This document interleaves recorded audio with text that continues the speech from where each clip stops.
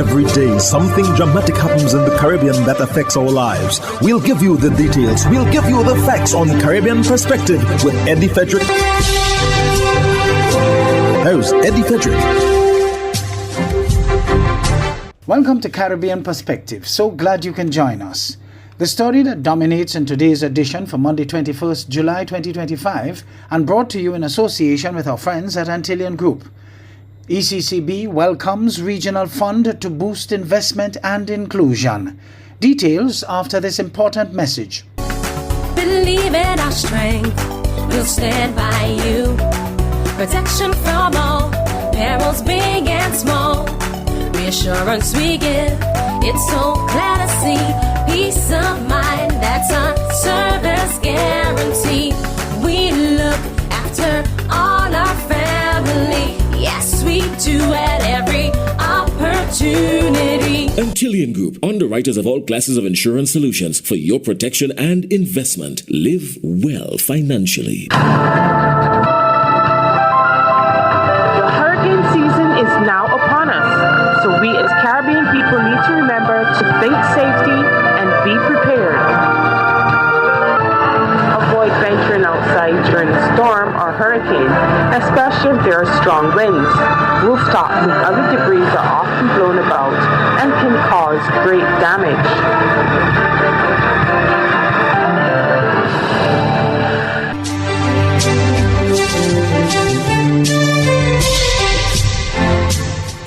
Welcome back. A landmark financial development is sweeping through the Eastern Caribbean Currency Union, the ECCU.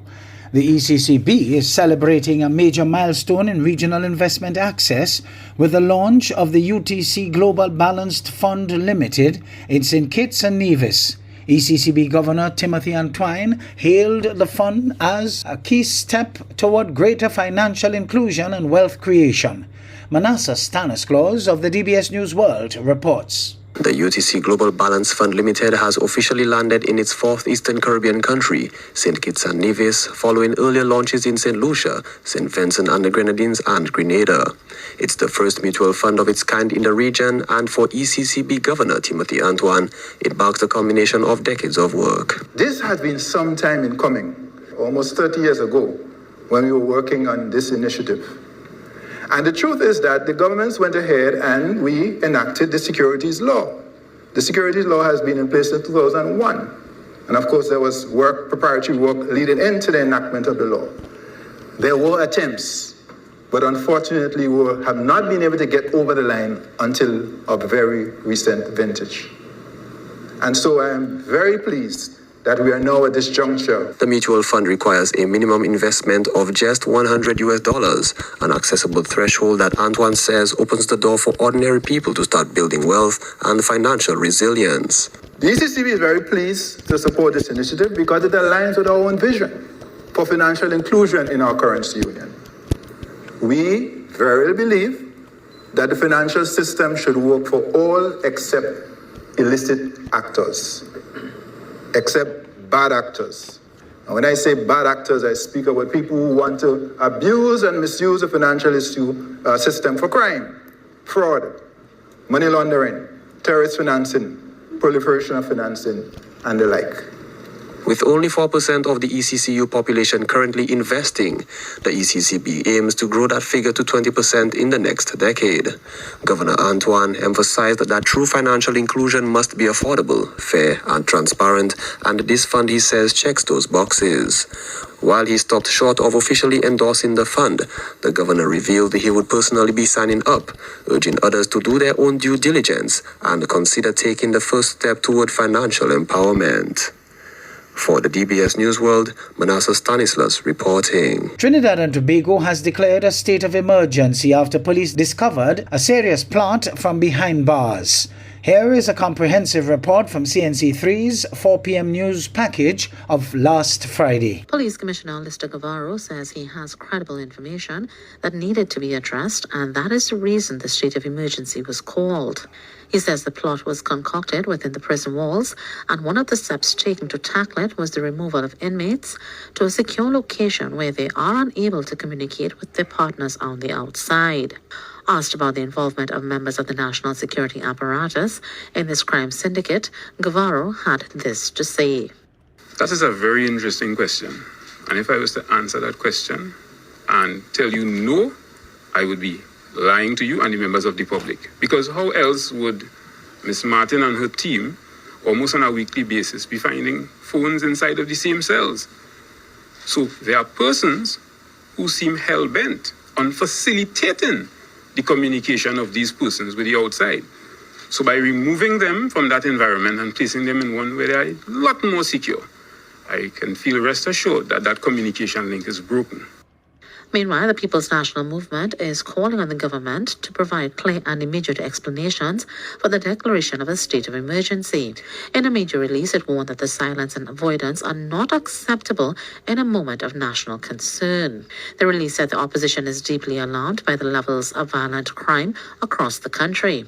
PNM criticized the government's failure to publicly explain this SOE, especially as the only official communication thus far has come from the Trinidad and Tobago Police Service.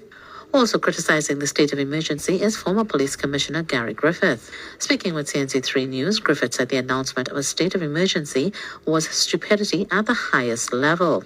I think this is a first in history. So let me clarify as it pertains to classification of documents. There's confidential, there's restricted, there's secret, and there's top secret.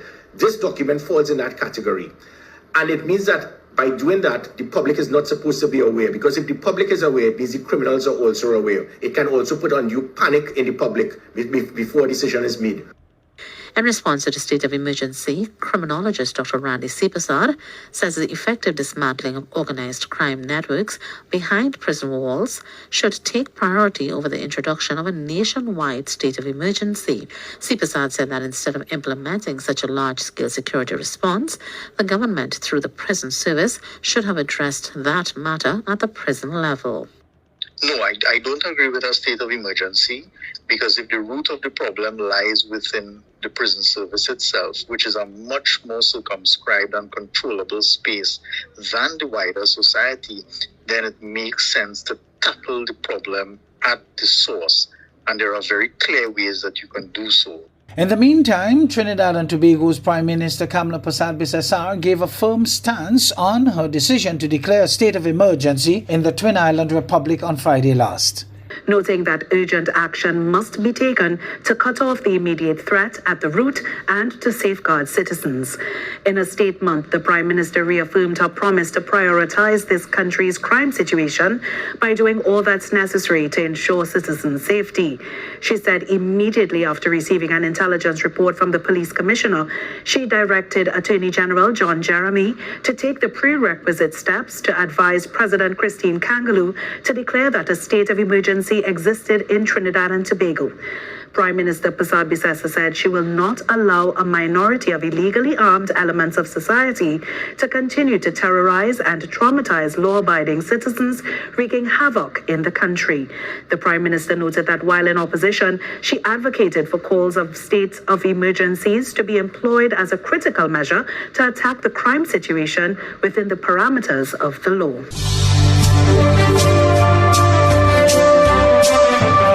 You're listening to Caribbean Perspective with Eddie Frederick, in association with our friends at Antillian Group, underwriters of all classes of insurance solutions for your protection and investment. Live well financially. Serious constitutional and international legal concerns are being raised following the alleged kidnapping and unlawful extradition of Guyanese businessman Raymond David by members of the Guyana Police Force. At a press conference held on Thursday, attorneys representing David said he was taken into custody on June 18, 2025, and subsequently handed over to the Surinamese authorities on June 19th without due process. HGP's Tiana Cole has full details. Following the alleged kidnapping of a Guyanese man by members of the Guyana Police Force and his subsequent unlawful handover to Surinamese authorities for an alleged murder, serious questions are now being raised about constitutional rights and international legal protocols. On Thursday, Lawyers representing businessman Raymond David held a press conference to address the incident, which occurred on June 18, 2025. Attorney-at-law Dr. Dexter Todd explained that on June 19, David was taken to Springlands Police Station. Later that day, 6 Surinamese police officers arrived and removed him from the station. He was then transported by boat to Suriname, where he remains in custody. Raymond David has retained counsel in Suriname, and they have verified that at no point in time the Surinamese authorities were investigating Raymond David for any murder. Dr. Todd noted that while the case is being presented as extradition, the way it was executed amongst the kidnapping. Legal consultant Eden Corbin explained that extradition proceedings in Guyana are governed by the Fugitive Offenders Act. He emphasized that for a person to be extradited, specific steps must be followed. The requesting country must also be a Commonwealth state and meet the legal requirements under the Act. An extradition request must be submitted to the Minister of Foreign Affairs as well as the Minister of Home Affairs in our case, and the request must have particular documentation. Meanwhile, Attorney Dexter Smart, also representing David, said they will be filing an urgent constitutional application seeking declarations from the court. His arrest, detention, and removal from Guyana was unlawful, breach of the Fugitive Offenders Act, and should not be taken lightly. It's also a violation of his fundamental rights. The intended court actions will be brought against the state, the Minister of Home Affairs, the Commissioner of Police, and the named police officers involved in the incident. David's sister, Agisha Alda, said the entire ordeal has shocked the family. She described the brother as a law-abiding citizen. Our family is feeling violated in many ways because we are born Guyanese. What is the motive for it? I have no idea. Tiana Cole reporting for the HGP Nightly News. Carla Ramdeen of CVM News reports that voter apathy ahead of Jamaica's general election raises serious concerns. No vote, vote not help no one. Why you say that? All when they want to give a vote, you see them. When they want help, you don't see none of them, so no vote. In the last general election, only 37.8% of eligible voters casted their ballots. Research fellow Talisis at the University of the West Indies, Mona, Dr. Stephen Johnson, explains that this is problematic as it indicates that the minority is making decisions for the majority. But based on the recent study that we have done here at Talisis, what we find is that the older voters are more inclined to vote. And that's usually a universal trend. But nonetheless, it doesn't necessarily mean that you cannot try to engage, like, for example, Gen Z or millennials or Gen X. But what you find is that voter turnout among this cohort is exceptionally low. Dr. Johnson says part of the issue is linked to political distrust. He explains that some politicians fail to keep their promises, adding it is the duty of citizens to be aware of government procurement processes. Some of it is driven by ignorance because government procurement process, it takes a very long time. But when a politician goes on the platform and say, okay, I'm going to give you X, but it's going to take a very long time, you know what? You're not going to want to hear from him, especially when your opposition or your opponent is promising to get it to you now. So again, this is the source of the distrust. We took to the streets to gauge voting intent among the electorate in Halfway Tree St. Andrew. I'm going to vote for the People National Party. I don't say nothing about Andrew Jones' party. Right? Andrew Jones, I do female, my party, I'm my party. I not vote because I look a slice of bread. I just like the party. I'm see the party I got the right way, I vote. If I not got the right way, I not vote. I show a mama from a barn. My granny a shower, so I have to set the trend. I just grew up barn a shower. Now change. People should vote. However, I am just not sure what I'm voting for right now.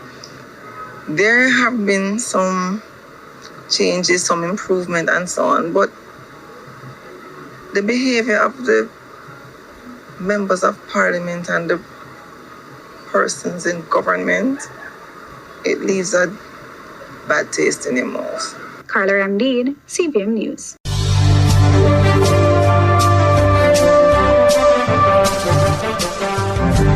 I am Eddie Frederick. This has been Caribbean Perspective, a whole new approach to highlighting developments in the Caribbean. In the meantime, please follow us on Facebook and subscribe to our YouTube channel for daily regional news and more, in association with our friends at Antillian Group. Believe in our strength, we'll stand by you. Protection from all perils, big and small. Reassurance we give, it's so clear to see. Peace of mind, that's our service guarantee. We look after all our family. Yes, we do at every opportunity. Antillian Group, underwriters of all classes of insurance solutions for your protection and investment. Live well financially.